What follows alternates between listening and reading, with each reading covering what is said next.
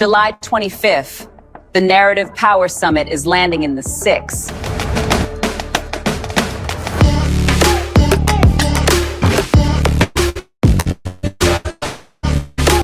about ownership. This is about controlling our story. If you're serious about narrative power, strategy, and ownership, this is the room you need to be in.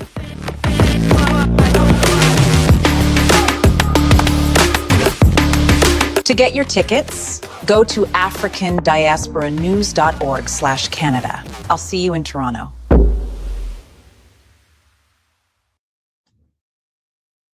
All right.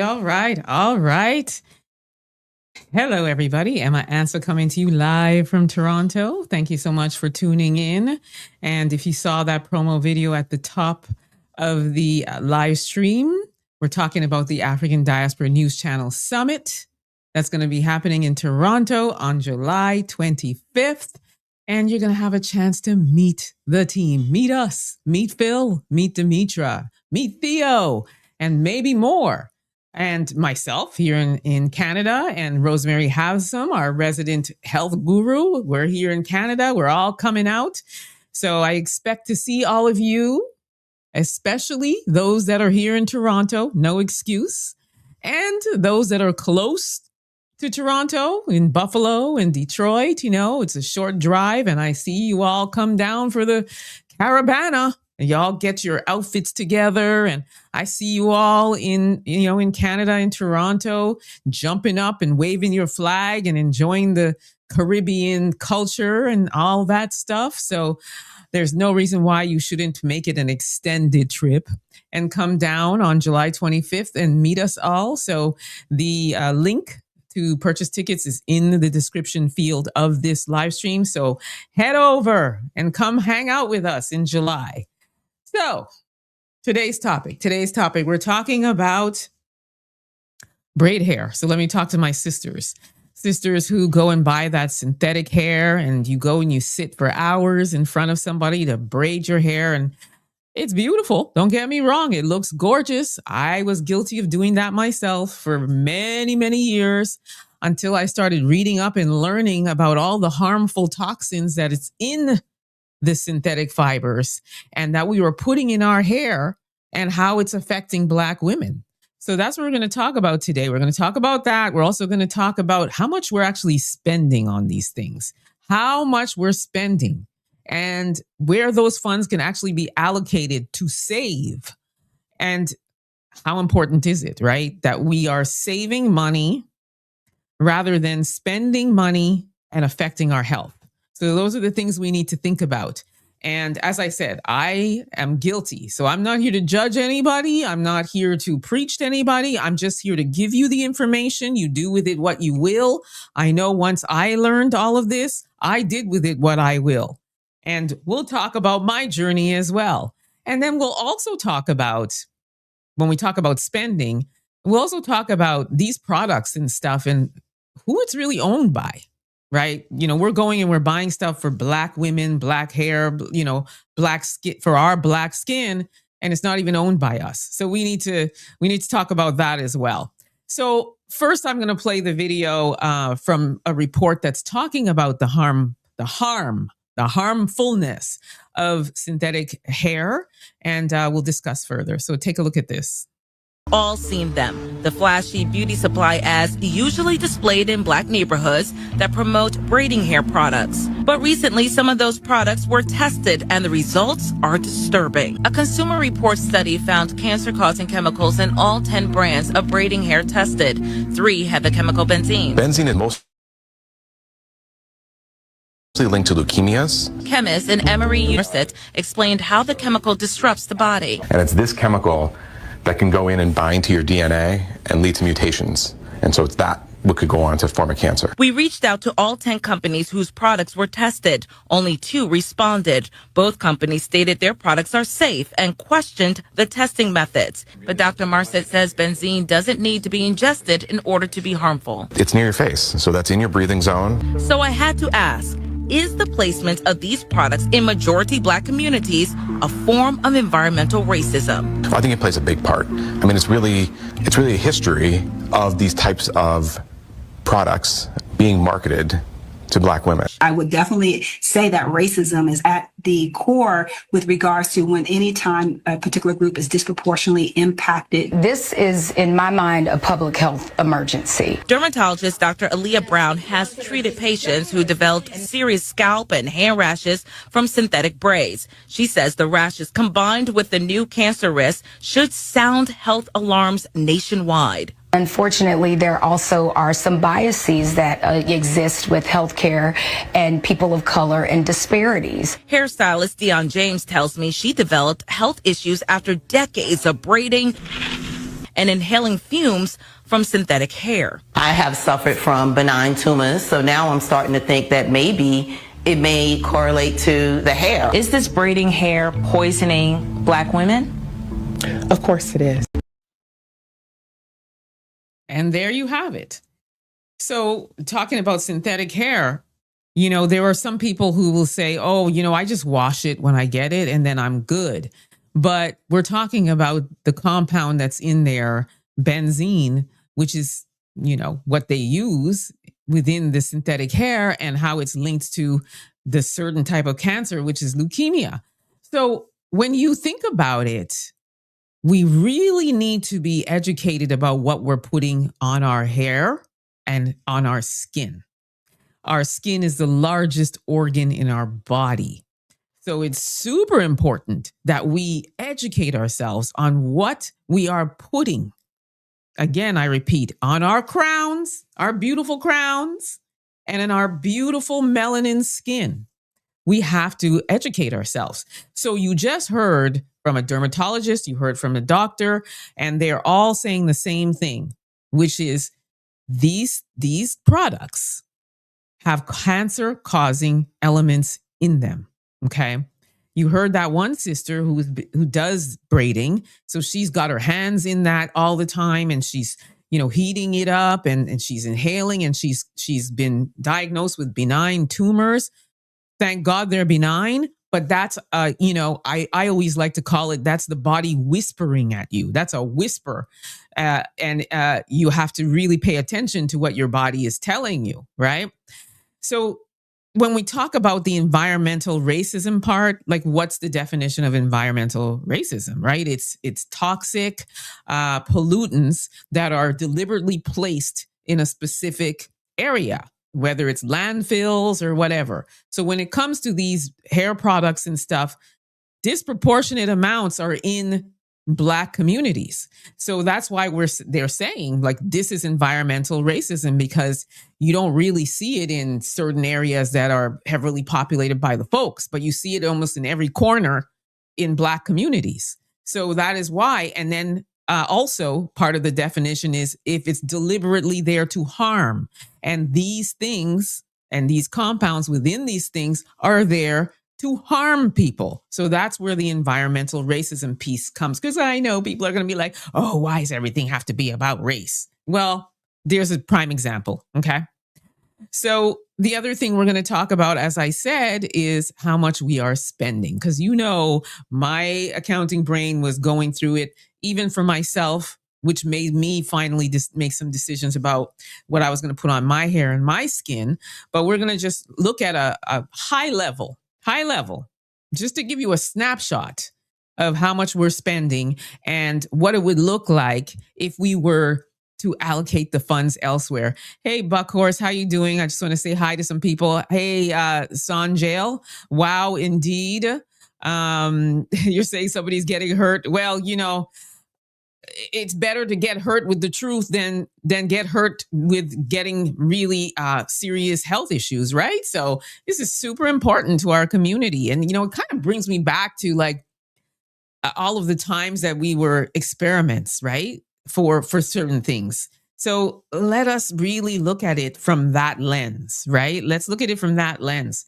So, Michael, you're saying brothers have been telling sisters this for 20 years. They won't listen to us. But the other man came out and said it, and now they're listening. Well, the only reason why I'm saying it's racism is because of where the level in which and how strategically it's placed in our communities. I'm not saying that we have held a pew pew to the heads of women. I mean, we have made the decision to indulge in these things, right? But at the same time, we can't ignore the fact that this kind of does fall under the environmental racism piece. I do agree with you, though, Michael. A lot of men are loving the natural look from women. They're loving our natural crowns, our natural hair, and all that. I know I get a lot of compliments too for, having locks and embracing you see my gray in here. I embrace all my gray. In fact, I love the way they're intertwining into my locks. I want more, just embracing the natural stuff, which by the way, the natural things that a lot of the folks try to copy, right? And they're not doing that for nothing. They're doing it because they know how beautiful that looks. So let me just put that out there. But you're most welcome, Michael. So let's just look at how much we're spending, because maybe that will also play a role in what we decide the next time we decide to go pick up a pack of synthetic hair and run to the hairdresser. So let's just go through this real quick. So, as I titled it, Sisters Going Bald and Edges Snatched. So talking about that, we talk about alopecia and all of the things that are happening, talk about edges being gone. You can no longer lay down those baby hairs and make them look all nice because you have no edges left. And a lot of women are being dragged for their edges. So we're going to talk about it. Cancer plus environmental racism sitting on Black women's scalps. That's what I called it because it is. And then I'm just saying beauty should never cost us our health or our hair or our future, right? So I'm just saying, why is this conversation urgent? Because hair loss among Black women is rising due to traction styles, synthetic hair use, chemical exposure, and weak regulation. So this is systemic. It is cosmetic as well, but it is systemic. So hair loss, intention, and damage, repeated tight braids, heavy extensions, wigs, and glued installs, which, by the way, the glue as well, toxic, cause chronic tension on follicles. Over time, this leads to traction, alopecia, thinning edges, inflammation, and permanent hair loss, not to mention potential cancer. Okay. Cancer and health risks. Scientific studies and lawsuits have linked some beauty products disproportionately marketed to Black women to endocrine disruption and increased cancer risk. Exposure builds over time through repeated use. So if you're a woman who has been doing your hair, braiding your hair for 10 years, 15 years, and we can also link those chemical hair relaxers too, when we want to have our bone straight hair. And there's been lawsuits against that as well, because again, there are ingredients in that also are cancer causing. And there have been some women who have been diagnosed with cancer and it was linked to that. So repeated use, years and years and years of doing that, you don't know how it's affecting you until you get a diagnosis. So this is an opportunity for preventative measures and decisions. Environmental racism, as I said, occurs when harmful or under-tested products are disproportionately marketed to marginalized communities with fewer warnings and weaker oversight. Black women's beauty products are often poorly regulated. So again, when you talk about environmental racism, this is something that's deliberate, in my opinion. If you're under testing, right, and it's poorly regulated, that's, to me, it's not an oversight. It's not, oh, I forgot. It's deliberate. So let's talk about what Black women spend on hair. In the U.S. scale, Black women spend an estimated $2.5 to $7.5 billion annually on hair care and beauty products. Research shows Black women spend up to 4 times more on hair than white women. And it's due to social pressure and targeted marketing. And I'll talk about the social pressure because, oftentimes there have been Black women who would go for a job. Let's just say they're vying for a job. They're very qualified, and you'll hear things from the boss saying things like, "Oh, can you tame your hair?" Or, your hair is, how's your hair? Your hair is like this or that, or it's too fluffy, or it's too kinky, or it's too this, and then that kind of pressures Black women sometimes to be like, okay, I'm just going to wear a wig. Some Black women say it's a protective style, but after learning all of what we're going to learn today, you're not really protecting yourself. You're causing yourself potential serious harm. Okay. I'm going to talk about lashes as well, because some lashes have like real mink, what they call mink lashes, with real hair and all this other stuff. And then you've got the synthetic, right? Nails and beauty maintenance. False lashes are a 1.5 billion plus global market, while the nail industry exceeds 8 billion globally. Black women, again, are among the most consistent consumers. And they say, again, due to workplace norms and beauty expectations, because once again, it's that pressure to look a certain type of way in order to be seen, to be qualified, to be considered for positions and what have you. So Black women have this feeling that they need to step up their game. We already know, as it relates to how we work and the work we do and everything that we do, we are always having to step up our game, right? In order to really advance or get promotions and what have you. So as it relates to our appearance, there's a pressure as well to do the same. So what that money could become. So redirecting even part of monthly beauty spending into investments, earning a modest 6% annual return, can radically change long-term financial outcomes.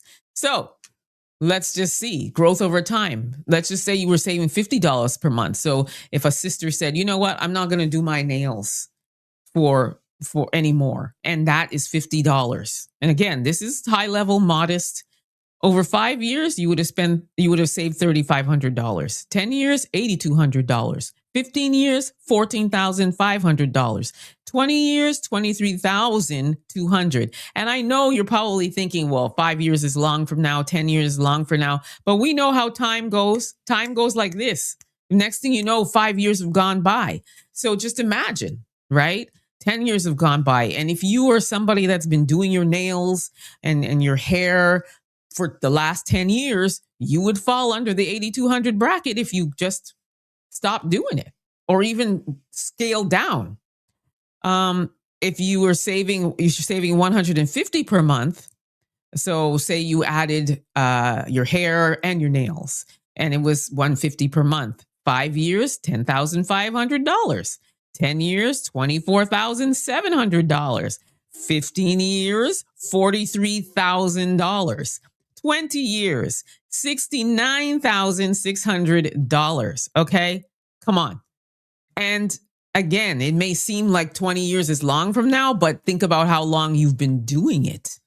And if you've been doing it for 5 years or 10 years and you chose to stop and put that away, this is how much you would save. So much of the harm is hidden behind technical acronyms. You know, I always say, if you can't pronounce the ingredient that's in your stuff, that's a red flag to the nth degree. So much of the harm is hidden behind technical acronyms. And so we're going to understand what these terms mean. So it'll help us make informed choices and also demand accountability. I put that in there because we are the ones that have to be vocal and take charge of our health and be like, wait now. What are you putting in here? And how is this affecting my health? And question them, bring them to task.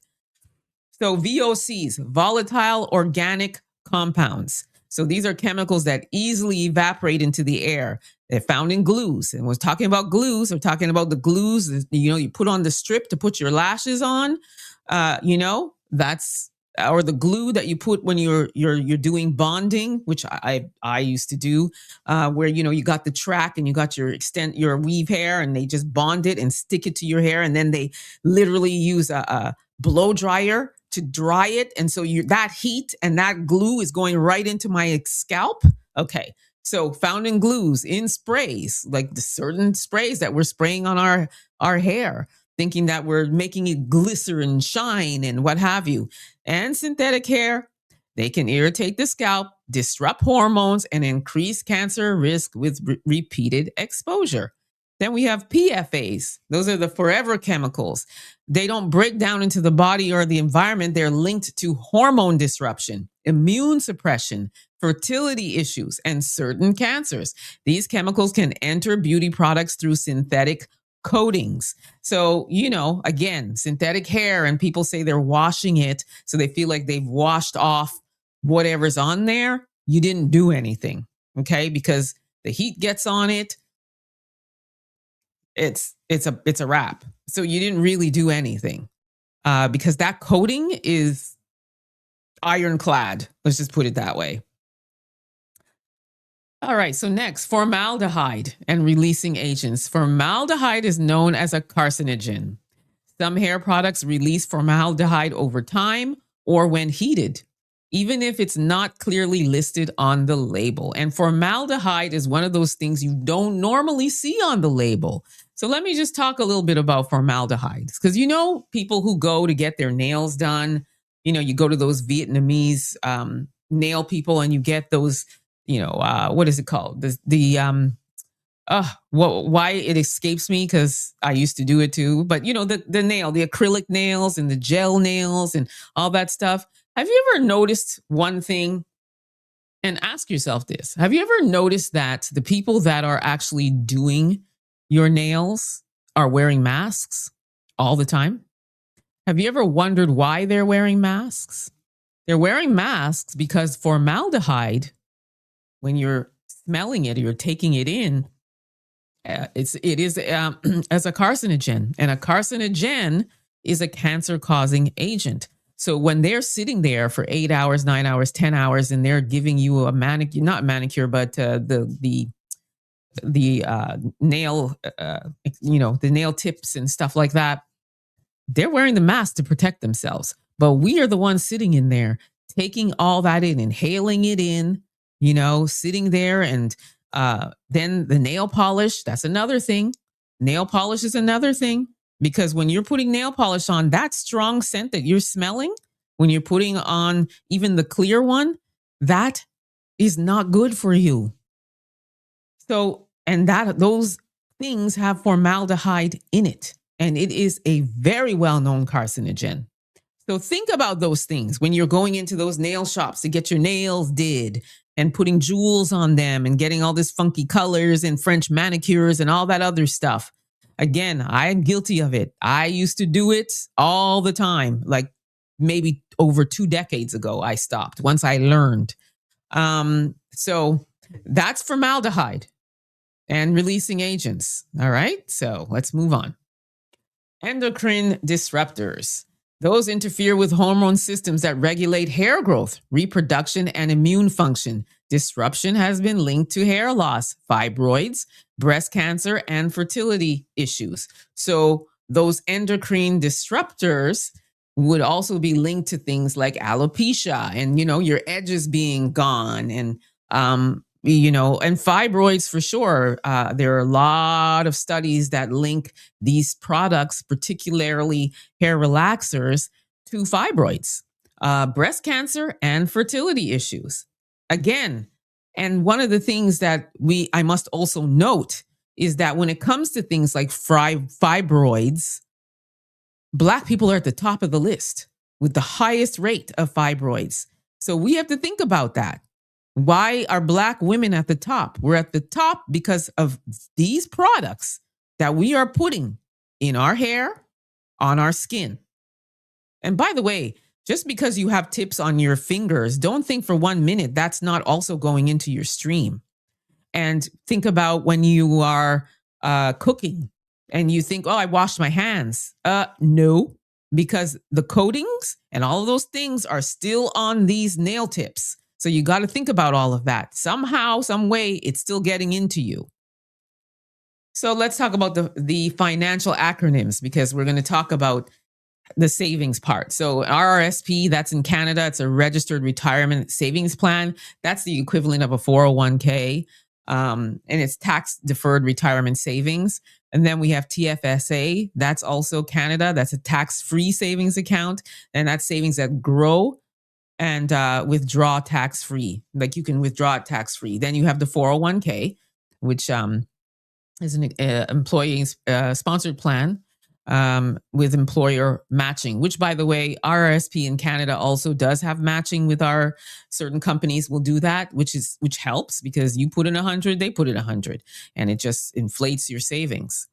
So what does it mean to keep cute without the harm? Lower tension styles, limiting synthetic exposure, spacing installs, and demanding ingredient transparency will protect both hair and health without sacrificing style.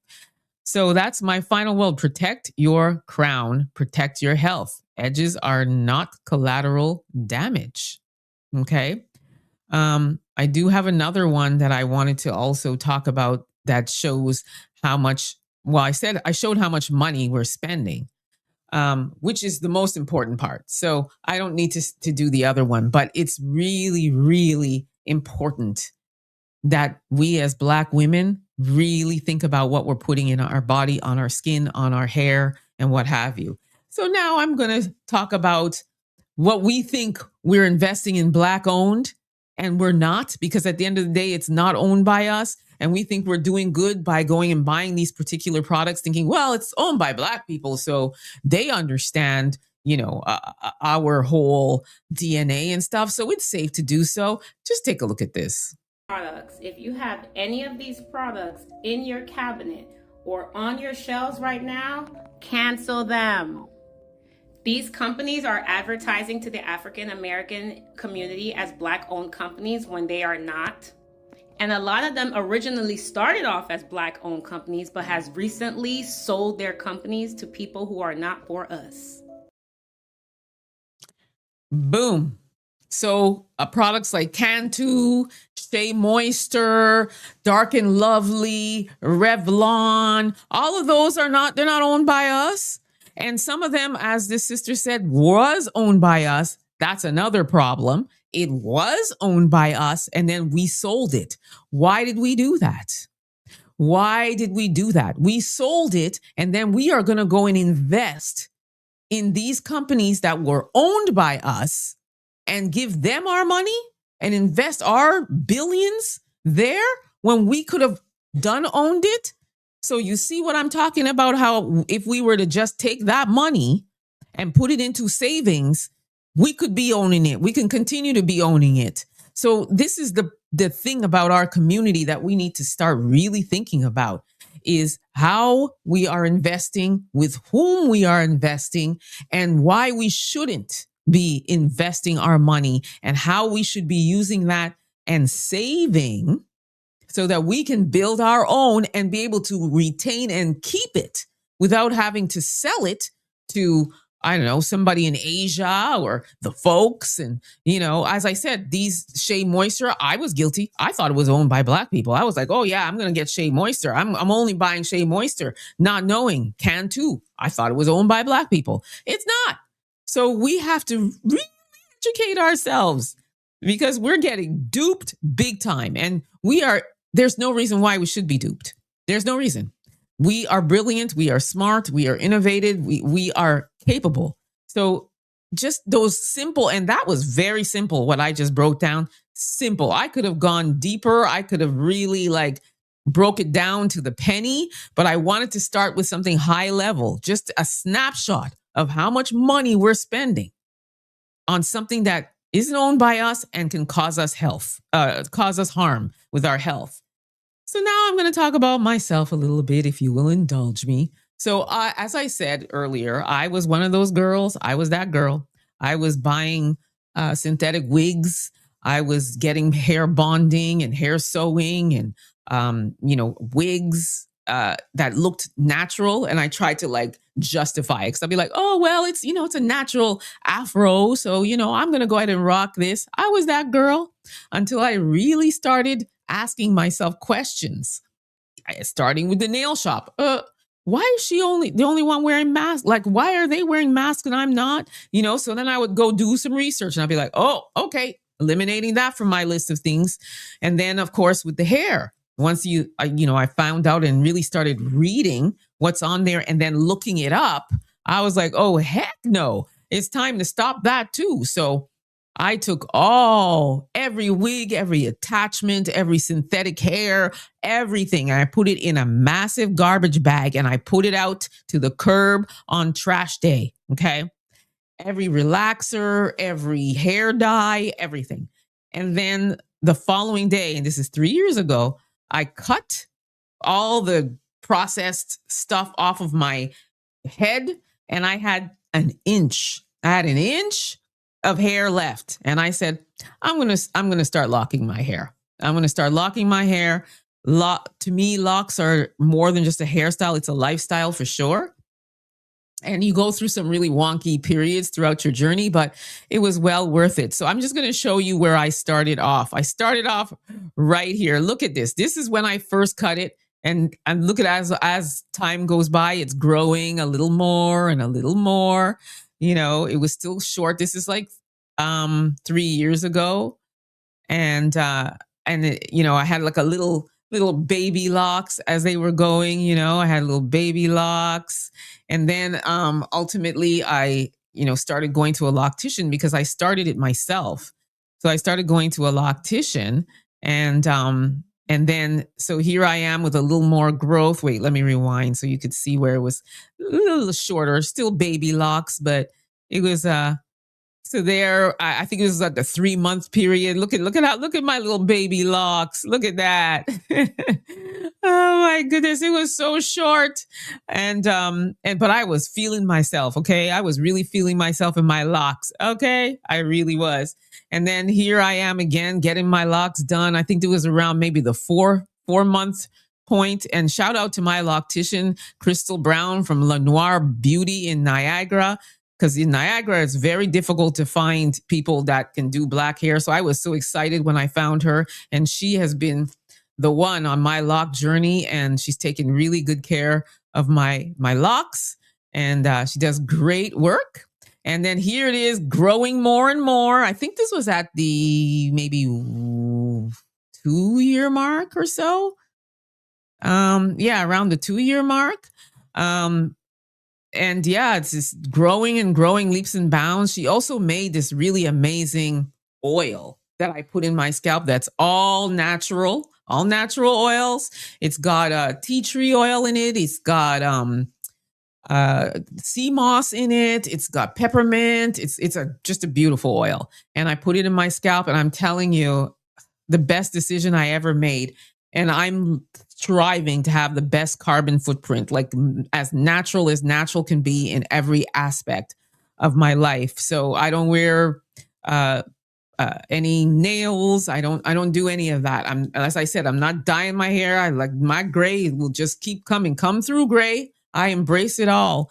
And that's that. And so I just wanted to show the sisters, that we should just embrace our natural self. And again, this is just me, suggestion, not telling you what to do, not judging. I'm just saying, take with this information what you will. This is, a situation of your health being at stake, right? So let us be mindful of what we are putting in our bodies. Let us be mindful to study, understand, learn, read, look things up. I mean, we live in an age now where you've got AI that can explain things to you. You've got Chat GPT, you've got YouTube University. That's what I like to call it. You got all of those things that, you can really learn about what you're putting in your body and even learn which one's owned by Black people. Who owns this before you invest in it? Because if it's not owned by us, I'm, especially when it comes to my hair and my skin and stuff, I don't want anything to do with it because, nobody's going to understand better than us or makers of stuff for our hair and our skin than us.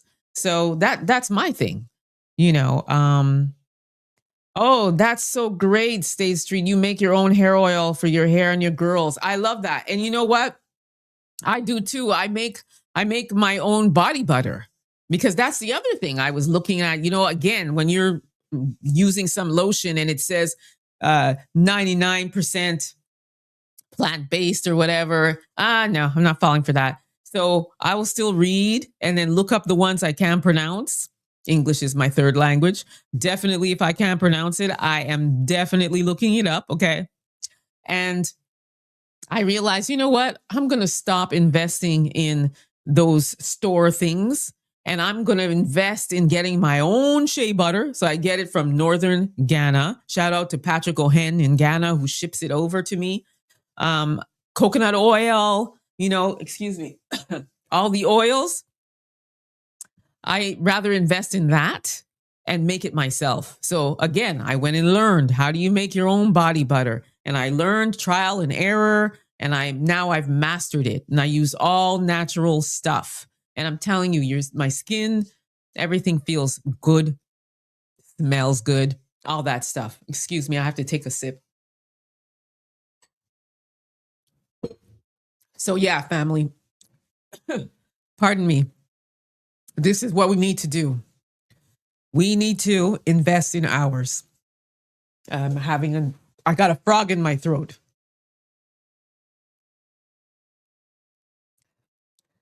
So, sisters, this is what I want to tell you. This is my message today. Please be mindful, read everything. Just, do your diligence and take care of yourself. Take care of yourself,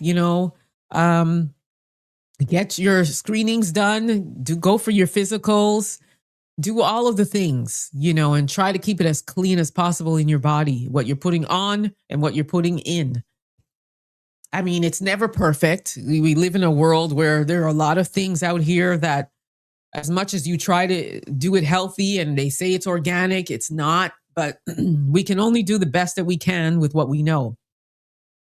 So that's my 2 cents. Oh, I'm so glad State Street Radio, you're saying you too, eh? It's amazing. I just said like a Canadian. You too, eh? But yeah, that's awesome. That's so awesome. Trini to the bone. Yes. Thank you. Thank you for tuning in. And share this, family. Share this along. This is really useful information. We talked about what's in these things. We talked about the cancer risks. We talked about environmental racism. We talked about stuff that's not even owned by us. And one of the most important things is we talked about how much we're spending and where we could really take that funds, buy a home. Owning a home is one of the biggest wealth generators in the world. And if you think about all the money you spent on your nails, excuse me, and your hair, you could have bought a house and turned it into a rental property and bought another one. You know what I'm saying? So these are all the things that, just to think about. And as I said, I'm guilty. I was doing all those things, all of them, until I really just started asking myself questions and then did the work. So I encourage all the sisters to do the same. That's my message for today. I thank you so much for tuning in. As I said, please like, share, subscribe, drop your comments in the chat, get your tickets for the ADNC Power Summit, and also download the African Diaspora News Channel app. If you have not done so already, please make sure that you do so. To those who have, I thank you much for doing so. I have a YouTube channel, Emma Ansah News with Purpose. Come hang out with me over there as well. And that is that for today. I, again, appreciate you hanging out with me. I will love you and leave you for now, but I shall see you tomorrow, same time, same channel. Until then, please be safe, everyone. See you tomorrow.